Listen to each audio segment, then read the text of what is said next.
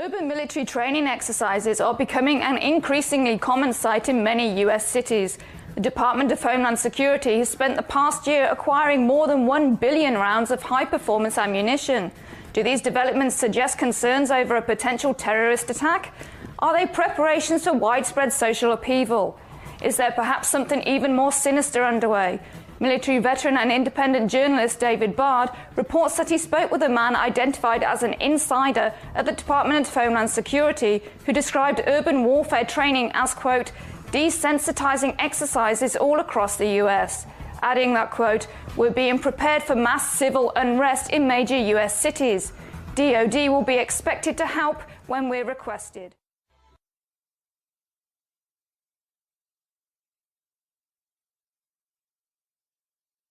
My name is Robert Whitaker. I'm the Tactical Supervisor for El Paso SRT for Homeland Security Investigations. Well, we have our big vehicle out here. It's an armored vehicle. It's an MRAP vehicle. It's mine resistant, ambush protected. That's what it stands for. And this is what we use to deliver our team to high-risk warrant services. Who's identified as a troublemaker, he has a cursor. He can put that cursor on that individual, pull the trigger that's on the joystick, and the energy is sent downrange at the speed of light. The electromagnetic radiation released by the active denial system is similar to the microwaves in your microwave oven, in that it causes the water molecules in the target to become excited and heat up.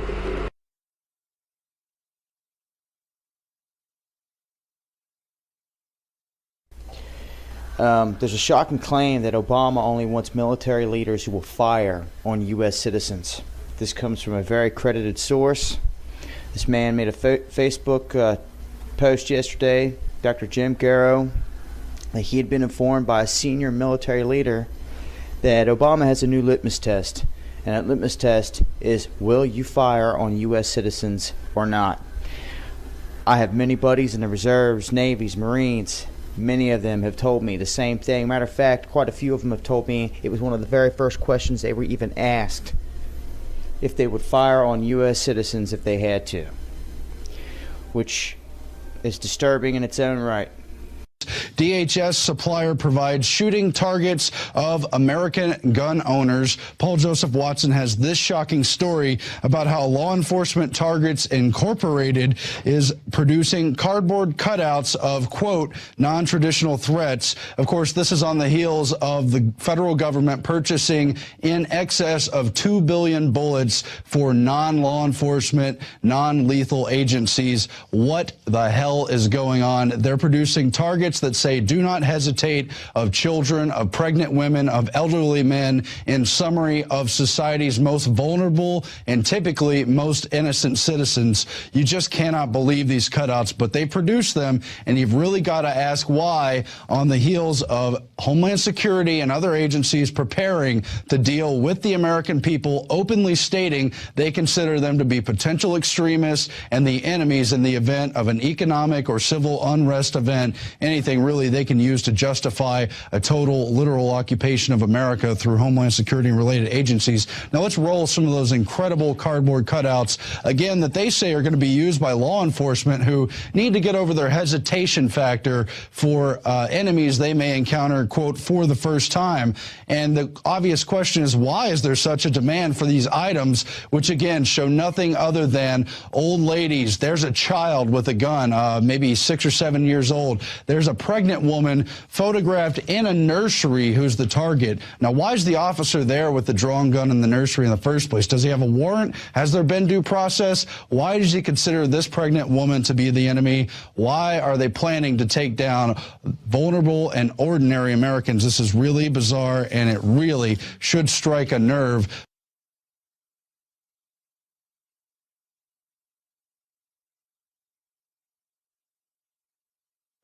Our next guest says there is no such thing as gun control, only people control. You just saw him giving a passionate speech at a rally in Maryland.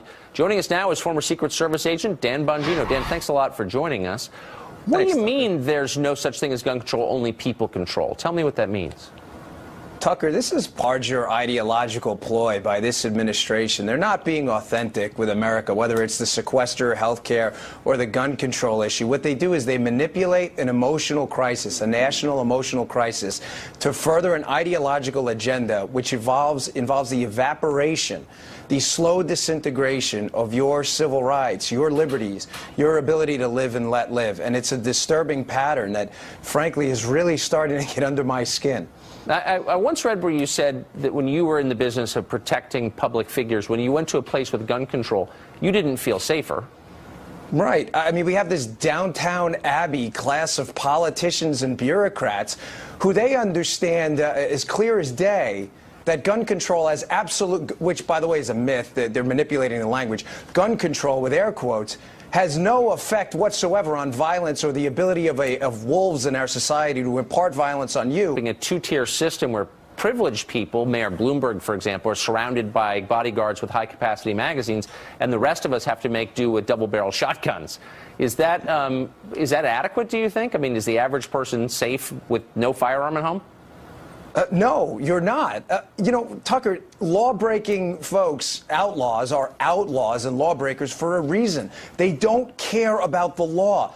The law means nothing to them. In my 17 years in law enforcement, I never, ever arrested anyone or knew anyone who did on a gun crime who had the gun legally. So you have to ask yourself, what's the purpose of this legislation? To disarm law-abiding American citizens, men, women, who just want to defend themselves and act within the scope of the law? You know, that Constitution means something, or it should. And apparently it doesn't to this administration. Now, there's a move apparently afoot to disarm returning veterans. Tell me what you know about that. Yeah, I read this story. You know, this is absolutely incredible. You know, I have a friend, my friend Mark, who a wounded warrior, was literally severed in half. He had a grenade belt on and stepped on an IED. And he likes to hunt.